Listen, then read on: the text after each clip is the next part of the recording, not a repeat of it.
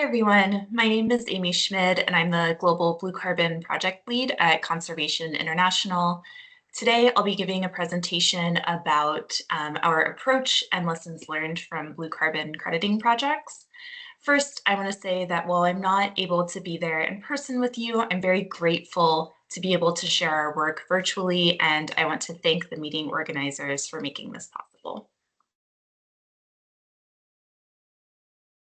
At CI, our mission with our Blue Carbon program is to use blue carbon value to increase and accelerate the restoration and conservation of coastal ecosystems for climate mitigation and adaptation.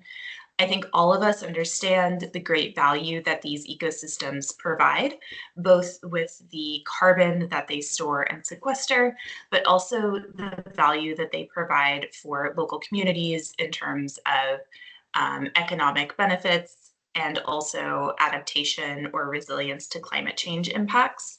And so we see that there is a real opportunity to use their carbon value to bring in finance and funding in order to restore and protect them kind of more and faster.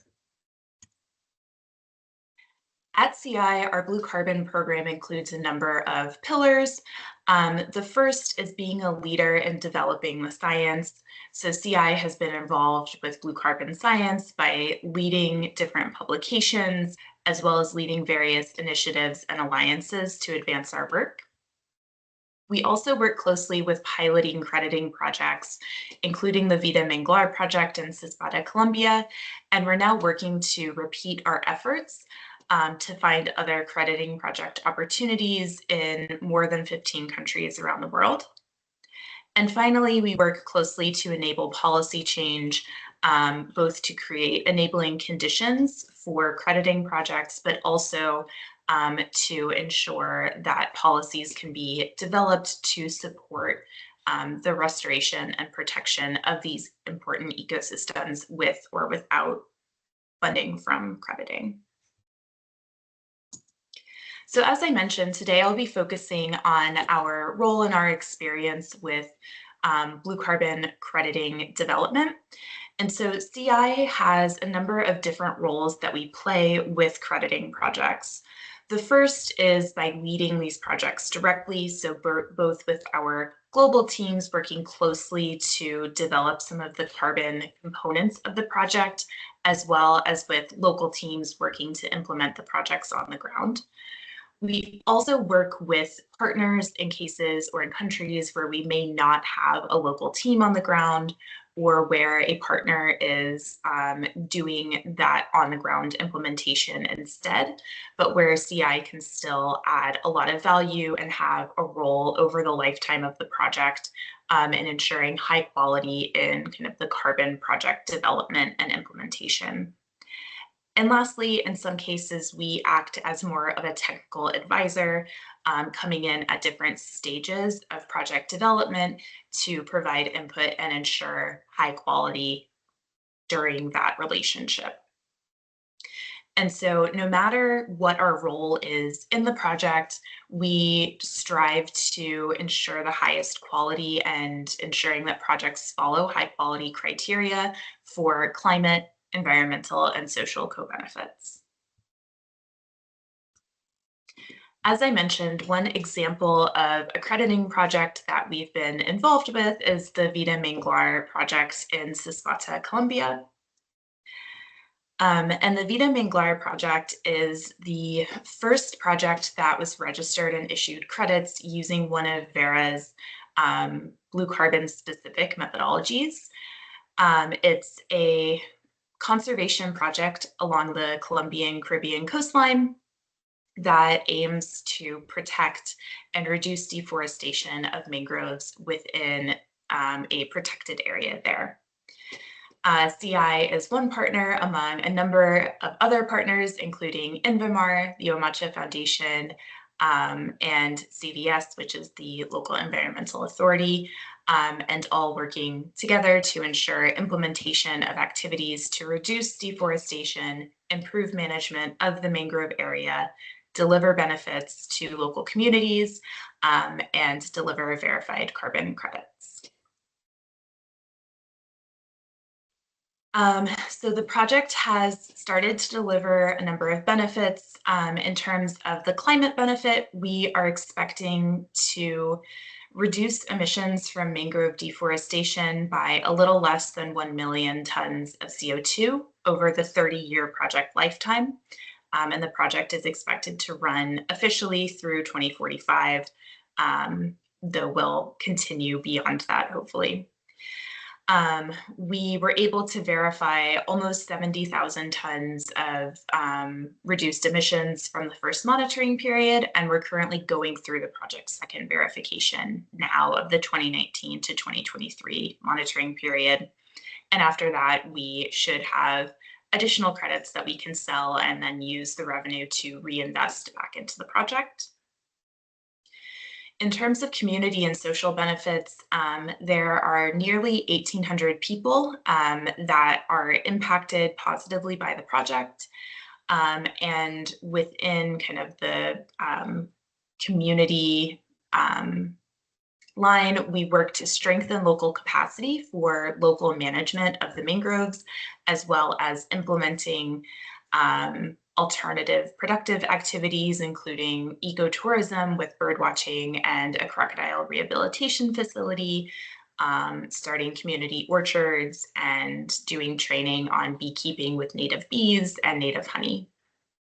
And finally, for the biodiversity component of the project, we are working to conserve mangroves and ensure the hydrological connectivity. And so having benefits not only for the mangroves, but also for many of the species that rely on them, including manatees, otters, and the needle-nosed crocodile.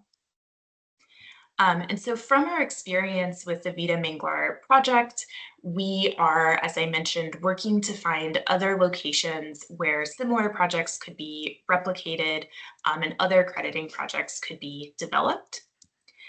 And so as a current snapshot of our blue carbon pipeline, we are looking at projects in the Americas, Africa, and Asia Pacific. And kind of within this spanning mostly crediting projects, but also looking at some non-crediting opportunities. Most of the projects that we're currently looking at are also focused on mangroves, but we do have a couple that are focused either on seagrass restoration or salt marsh restoration and conservation. And so I wanted to start talking through some of the lessons that we've learned from our experience, not only with the Vida Manglar project, but also our experience kind of scoping and doing feasibility assessments for projects in many other locations. And to do this, I wanted to start by giving an overview of some of the different components of a carbon crediting project to make sure that we're all on the same page and have kind of a baseline understanding of what these different terms mean for a crediting project. So the first is the concept of additionality. And at a really high level, additionality means, would the project activity have happened without the additional finance provided by the credit sales? And so usually this also takes into account whether the project activity is required by law or required by a regularly enforced law.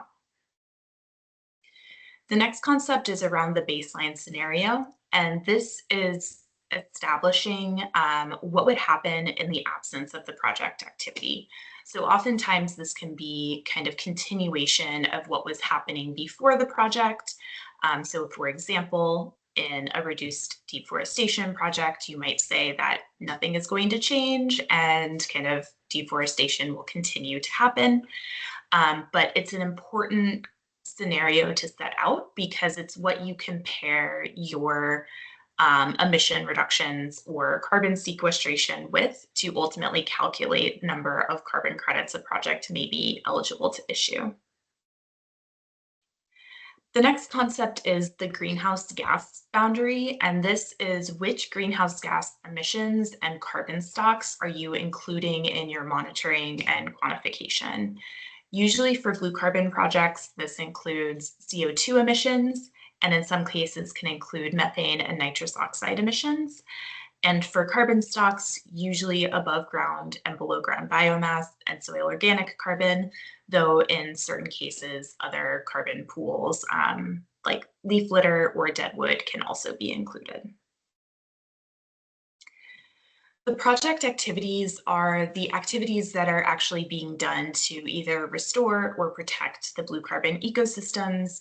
And so I'll get into more of what this might mean specifically for different sites, but really broadly, it's kind of restoration or protection of a blue carbon ecosystem.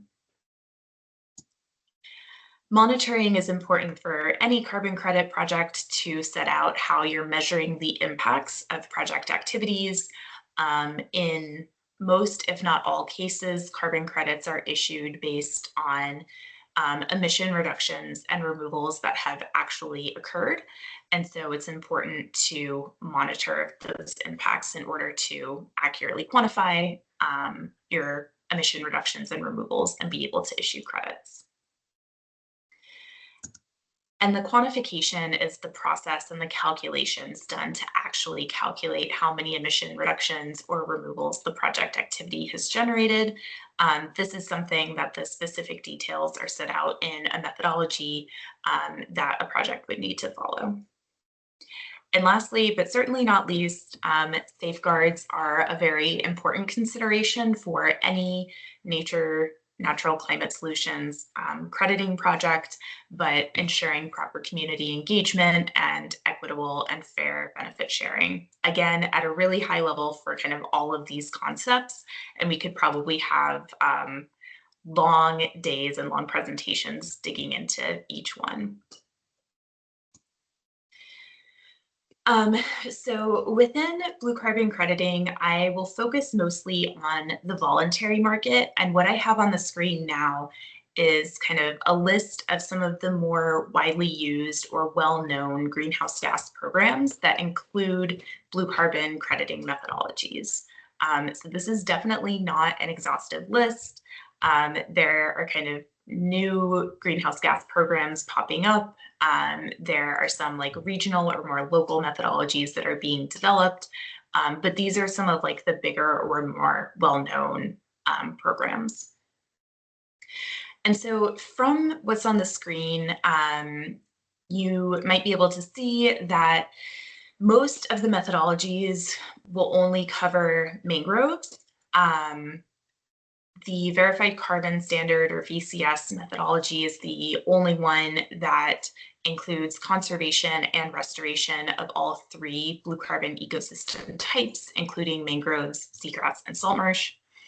Plan Vivo currently has a blue carbon methodology that's under development that will initially cover conservation and restoration of mangroves, and they're planning to incorporate seagrass in a future development round.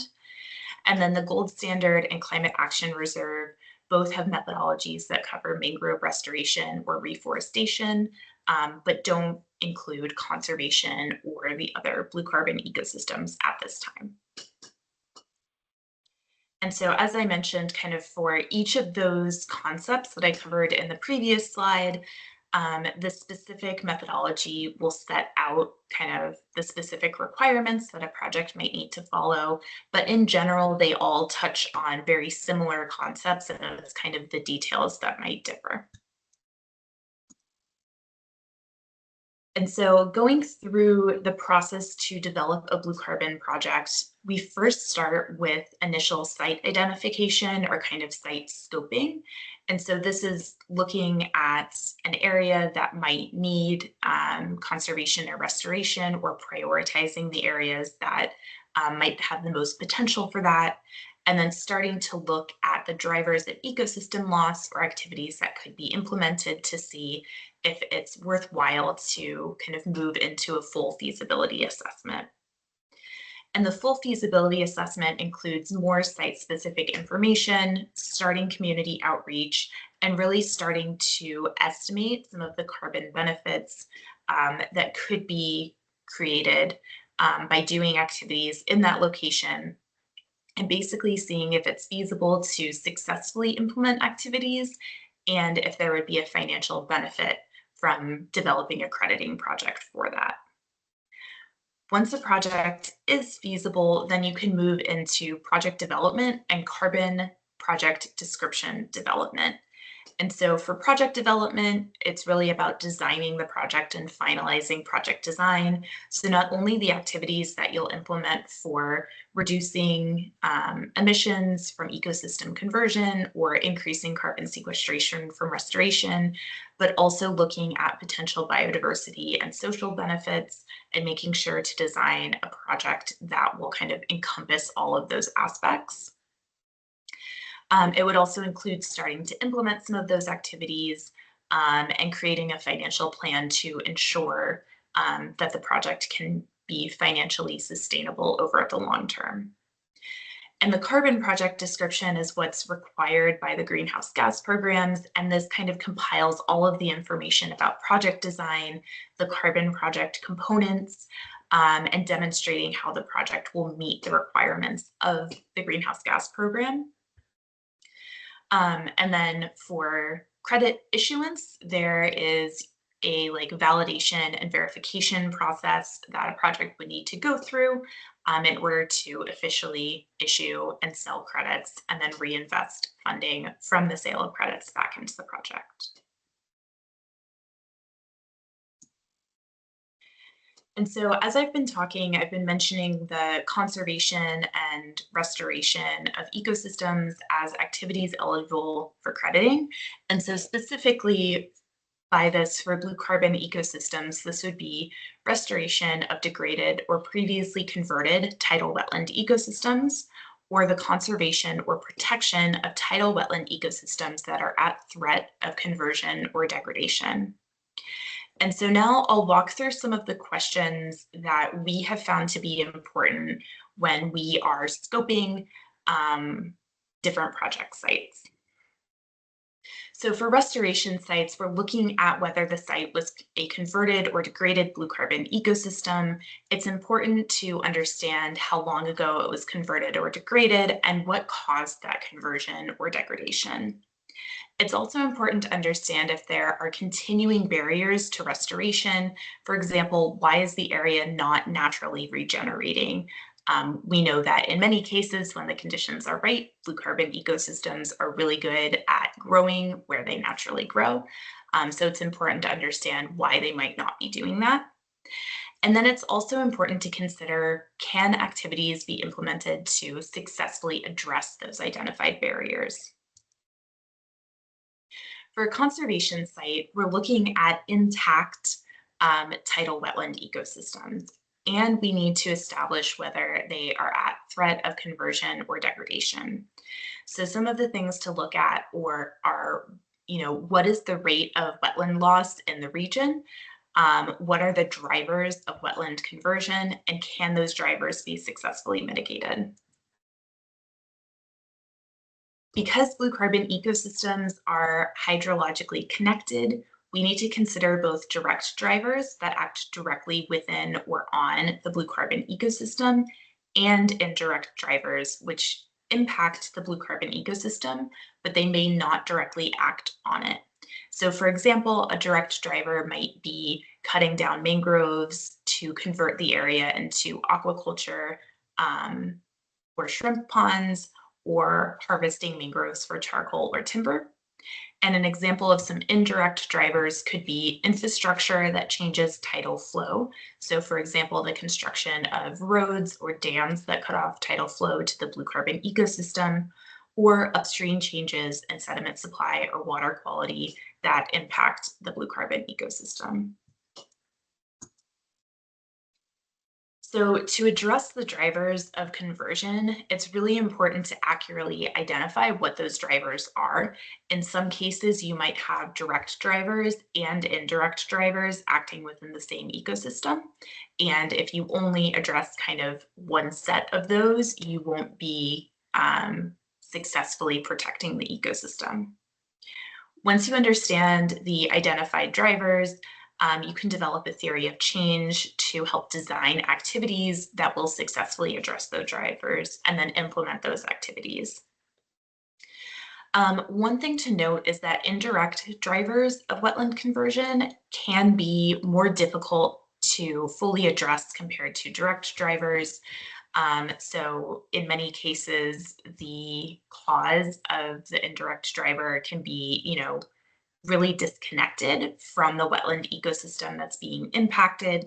And also it can be a much more dispersed driver. So for example, if it's something like pollution, it can be difficult to, fully stop upstream pollution that's impacting this wetland. And although it's difficult, it's not impossible in all cases. Additionally, it's really important to start looking at kind of social and environmental safeguards from an early stage. So even understanding how many people live in or near the blue carbon ecosystem, how have or do they use the resources, and starting to incorporate local and traditional knowledge into your project design.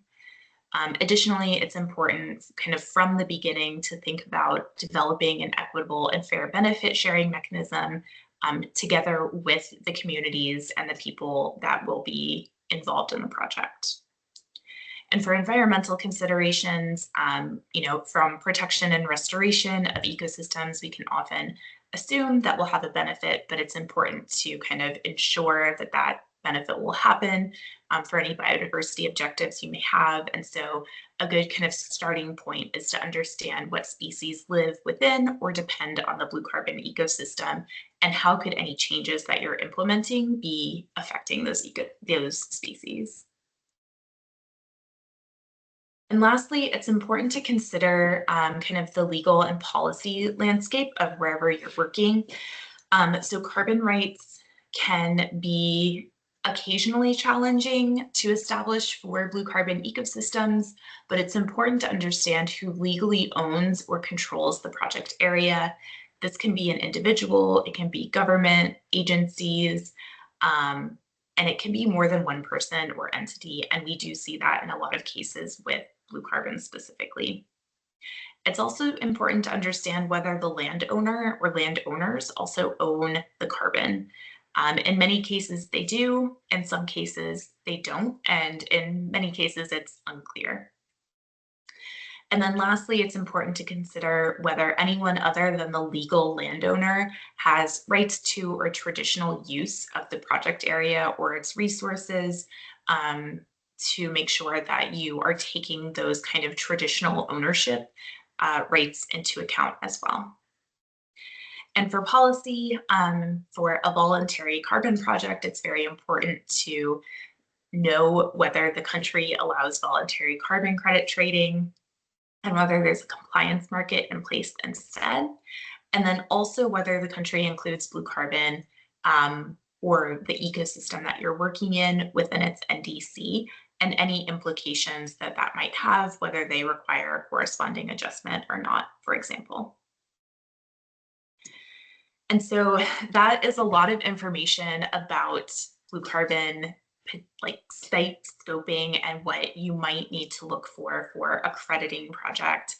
And some of the challenges that we've identified with our work specific to blue carbon include the scale and location. So blue carbon ecosystems tend to be smaller than many terrestrial ecosystems like forests, and they also are located in typically more heavily populated coastal zones. So this can mean that if a project is too small, it's challenging to make it financially feasible due to the cost of crediting project development. And having a higher population might mean that you need to do more community engagement or community engagement with more people. However, that's also an opportunity because it means that a project could have benefits for a higher population and for more people. Another challenge that's specific to blue carbon is that they are incredibly dynamic systems, and it can make tracking and accounting for the carbon fluxes more challenging than other natural climate solutions. For example, by needing to take into account projected impacts from sea level rise or coastal erosion, and understand that the carbon that is currently within the system might not always be there due to some of those impacts. And lastly, as I mentioned, blue carbon ecosystems are often owned or controlled by one or more government entities or one or more entities. And so it can be sometimes more difficult to need to kind of align with multiple different agencies or multiple different entities to agree on carbon ownership, project development, and benefit sharing, not only with local communities, but also potentially with benefit sharing with the government. So none of these challenges are insurmountable, but they do make it, in certain cases, more difficult to find sites that are really well suited to crediting project development. Um, so that's the end of my presentation, and thank you again for listening. I'm sorry that I can't be at the conference in person, but if you have any questions or want to continue the conversation, please feel free to reach out to me via email, and I'd be happy to chat. Thank you very much.